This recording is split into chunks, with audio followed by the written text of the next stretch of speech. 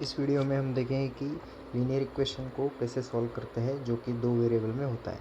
जैसे कि लेसन का नाम है linear equation in two variable.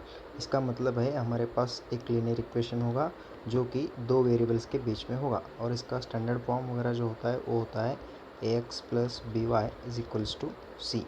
ऐसे अगर हमको दो इक्वेशन और दिए गए, मतलब एक और इक्वेशन दिया गया, तो हम उनको सॉल्व कर कर एक्स और वाई की वैल्यूज़ फाइंड आउट कर सकते हैं। एक्स और वाई की वैल्यूज़ मतलब इस इक्वेशन के सॉल्यूशंस होंगे।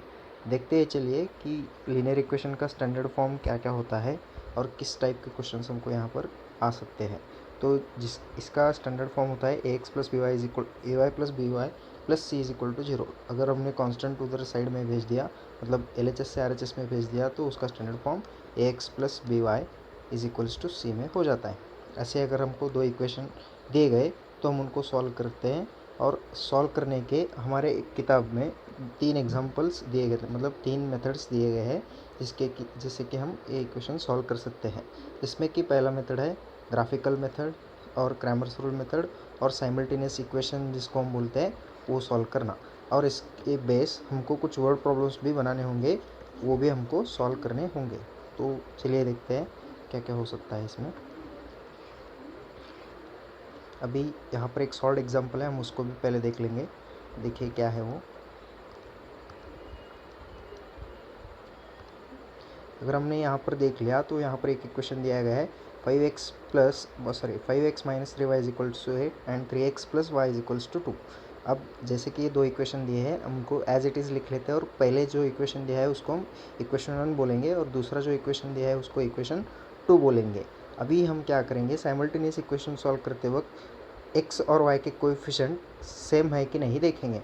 अगर वो नहीं है तो उनको हम कर लेंगे सेम। तो देखिए यहाँ पर दो मेथड से मैं सेम कर सकता हूँ। यहाँ पर अगर हम देखेंगे तो इस इक्वेशन में x का जो कोएफिशिएंट है वो 5 है, और नीचे के इक्वेशन में x का जो कोएफिशिएंट है वो 3 है। एक तो मैं ऊपर के इक्वेशन को, मतलब इक्वेशन नंबर 1 को 3 से मल्टीप्लाई कर सकता हूँ, और नीचे के इक्वेशन को 5 से मल्टीप्लाई कर सकता हूँ, बट ये थोड़ा सा मेथड लेंदी हो जाएगा। सो मैं क्या करूँगा, अभी देखिए थोड़ा सा। अभी यहाँ पर अगर हम देखें तो y का कोएफिशिएंट 1 है और यहाँ पर ऊपर 3 है, तो मैं क्या करूँगा, इक्वेशन 2 को 3 से मल्टीप्लाई करूँगा। 3 से मल्टीप्लाई करने के बाद क्या होता है देखेंगे। जैसे कि अभी हमने इस इक्वेशन को 3 से मल्टीप्लाई करना है, तो मैं वो इक्वेशन लिख लूँगा। ऊपर का जो इक्वेशन है वो है हमारे पास 5x माइनस, एक minute, 5x minus 3y is equals to 8।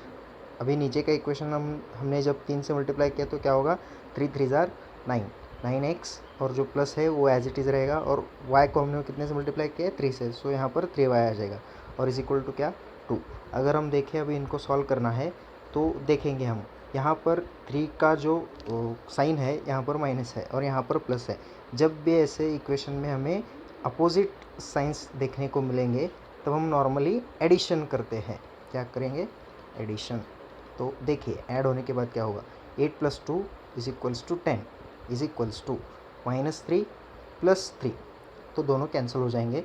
उसके बाद 5x और 9x की एडिशन हो जाएगी, जो कि होगा यहाँ पर 14x। अभी देखिए यहाँ पर जब मैंने सेकेंड इक्वेशन को 3 से मल्टीप्लाई किया तो यहाँ पर भी करना पड़ेगा, दैट इज इक्वल टू 6 हो जाएगा। और अगर यहाँ पर 10 की बजाय अभी क्या आ जाएगा, 14 आ जाएगा। So x will be equals to 14/40, that is equal to 1। अभी ये जो x की वैल्यू है वो हम पुट करेंगे कोई से भी एक इक्वेशन में। जो इक्वेशन में कोएफिशिएंट्स कम होते हैं या फिर कोएफिशिएंट होते ही नहीं, वैसे इक्वेशन को चुनिए क्योंकि वो ईजी होता है। ओके, देखिए अभी मैं उसको पुट करता हूँ और यहाँ पर सॉल्व करेंगे। जो इक्वेशन है सेकंड, इसमें हम रखेंगे। सो इक्वेशन क्या है हमारा, 3x plus y is equals to 2। वहाँ पर x इज इक्वल टू कितना रखेंगे, अब 1। So put x is equals to 1। उसके बाद क्या हो जाएगा, 3 into 1 plus y is equals to 2। So 3 plus y is equals to 2। So y is equals to 2, और ये जो 3 है इधर से गया तो हो जाएगा minus, that is equals to 1। मतलब जो हमको ये दो इक्वेशन दिए गए थे उनके सॉल्यूशन हमारे पास क्या आ गए, एक आ गया 1 और एक आ गया -1। तो हम इसको ऐसे लिखेंगे कोऑर्डिनेट के फॉर्म्स में। So x, y is equals to 1, -1। ये हमारे सॉल्यूशंस हो गए। चलिए अभी नेक्स्ट एग्जांपल देखते हैं। इसको इरेज करता हूँ मैं।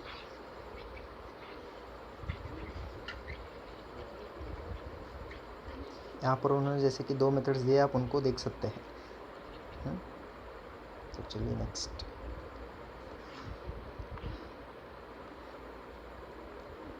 अभी अगर हम देखें, ये जो इक्वेशन हमको दिया गया है नीचे वाला 3x + 2y = 29 और यहाँ पर है 5x - y = 18।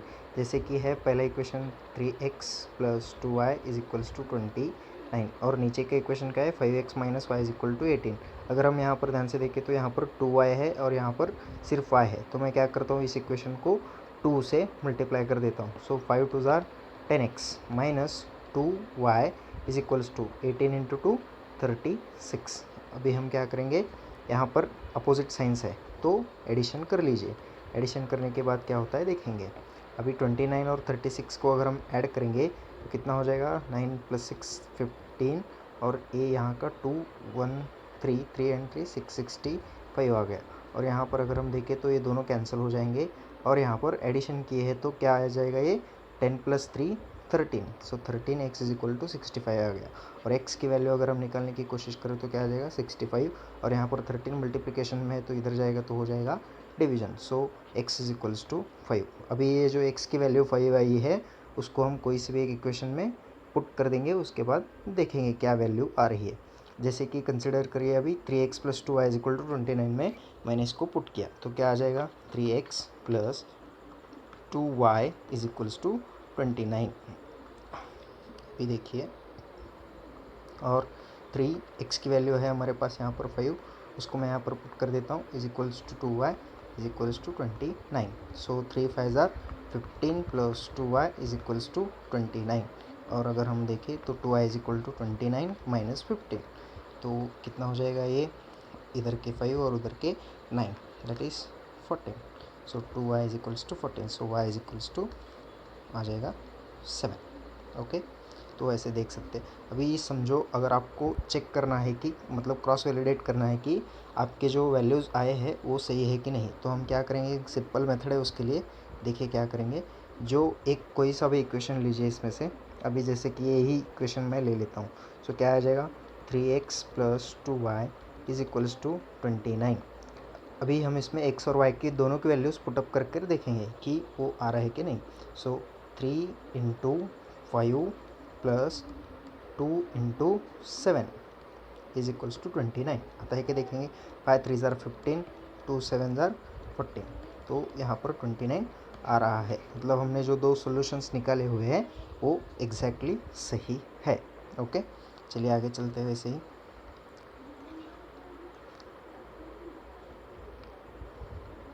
अभी अगर हम इस एग्जांपल में देखें, जो नीचे वाला एग्जांपल है, यहाँ पर दो इक्वेशन आपको दी गई है। इसको इरेज कर लेता हूँ थोड़ा सा मैं। अभी अगर इस इक्वेशन को आप देखेंगे तो यहाँ पर 15x + 17y = 21 और 17x + 15y = 11 दिया है। मतलब यहाँ पर जो x का कोएफिशिएंट है वो दूसरे इक्वेशन में y का कोएफिशिएंट है, और जो यहाँ का y का कोएफिशिएंट है फर्स्ट इक्वेशन में वो दूसरे इक्वेशन में x का कोएफिशिएंट है। तो यहाँ पर हम क्रॉस मल्टीप्लाई या फिर मल्टीप्लिकेशन से कुछ कर नहीं सकते, इसलिए जब भी ऐसा मतलब जो x का कोएफिशिएंट हो वो दूसरे इक्वेशन में y का कोएफिशिएंट हो जाए और जो पहले इक्वेशन में y का कोएफिशिएंट है वो x का कोएफिशिएंट हो जाए, तो ऐसे वक्त हमको क्या करना है, इन दोनों इक्वेशंस को ऐड करना है एक बार और एक बार सब्ट्रैक्ट करना है। तो देखिए कैसे होगा। जैसे कि इक्वेशन में दिया गया है कि इक्वेशन को लिख लिया और उसके बाद इन दोनों को ऐड किया। सो 21 + 11 = 32 और 17 + 15y = 32y और 15x + 17x कितना हो जाएगा 32x हो जाएगा। तो यहाँ पर एक इक्वेशन आ गया। अभी हम यहाँ पर देख पा रहे हैं कि 32 कॉमन निकलता है। सो 32 कॉमन निकालेंगे, बचा x + y, यहाँ पर भी 32 है, उस 32 को उधर लेकर डिवाइड कर देंगे। So x + y = 32 / 32 that is equals to 1। Okay, यहाँ पर x + y = 1 आ गया। ये एक इक्वेशन आ गया, इसको इक्वेशन 1 बोल सकते हो आप, ऐसे भी आपकी मर्ज़ी। यहाँ पर दूसरा इक्वेशन देखेंगे। अभी क्या है, यहाँ पर इन दोनों को सब्ट्रैक्ट करना है। So 21 - 11 that is equals to 10, 15 minus 17 minus 15 तो कितना हो जाएगा +2y। और यहाँ पर देखिए अभी जो बिगर नंबर है वो नीचे का नंबर है, सो हमको उसका साइन नीचे देना पड़ेगा। सो क्या आ जाएगा मेरे पास -2x + 2y is equals to 10। अगर हम यहाँ से -2 को कॉमन निकालें या फिर सिर्फ 2 को कॉमन निकालें तो बचेगा क्या -x + y is equals to 10। और -x as it is + y as it is, ये माइनस हो जाएगा और यहाँ पर 10/2 हो जाएगा, मतलब 5 हो जाएगा। सो यहाँ पर दो इक्वेशन मिल गए, ये जो ऊपर वाला और ये नीचे वाला। अब इन दोनों को साइमल्टेनियस इक्वेशन के तरीके से सॉल्व करेंगे। So x + y is equal to 1 और -x + y is equal to 5। अगर यहाँ पर देखेंगे तो x और x नीचे का x जो है उनका साइन अपोजिट है, तो हम क्या करेंगे एडिशन करेंगे। तो देखिए एडिशन में सब दोनों चले जाएंगे, मतलब 0 हो जाएगा उनका रिजल्टेंट, और यहाँ पर 1 + 5 6 हो जाएगा, y + y 2y हो जाएगा। सो y इज इक्वल टू 3। सो अभी हम इस y की वैल्यू नीचे पुटअप करेंगे कोई से भी एक इक्वेशन में। So x + y is equal to 1, so x + 3 is equal to 1। अगर यहाँ का 3 उधर चला जाएगा तो माइनस हो जाएगा, so x is equals to -2। मतलब इस